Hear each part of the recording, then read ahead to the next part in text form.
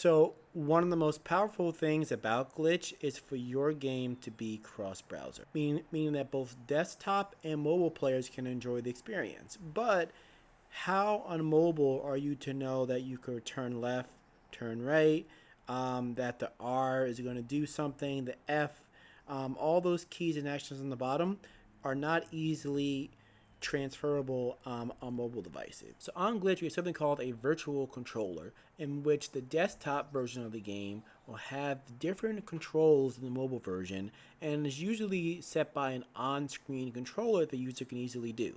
Now, instead of having you rewrite your code to do this, we've actually made this really simple to do in Glitch. Okay, so you're going to start by selecting an image of your game, and this creates an example session what your game looks like. Then you can either drop your own buttons in, or you can use a preset we have up here for specific game types. This is an action game, and for mobile, we're going to have the left button and the right controller. One controls the movement, the other controls the camera angle.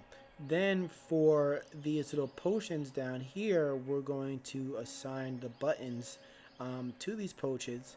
And then for an attack, we're going to move the attack button right up here. And then this will now overlay on any mobile devices to look like a virtual keyboard or virtual controller the user can actually use to control the game on their mobile phones. And the controller is actually quite easy to set up and modify.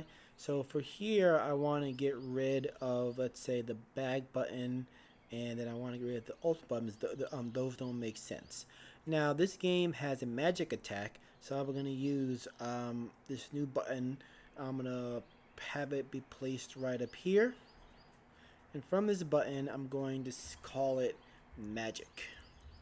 So now that it says magic, I can decide whether I want to have like a particular button type, whether I want to be in like an arrow, that's the theme, or this is a standard label. You can decide the opacity of the button, how the button behaves, if it's hold, if it's toggle, if it's going to be sticky. So basically all of this, it goes into how your game is going to function. Upon the emulated key, that's the last important thing. This one is going to emulate enter. So you can set up a virtual controller that will then automatically correspond to how you've set up on a desktop keyboard without really having to do any extra coding to your game.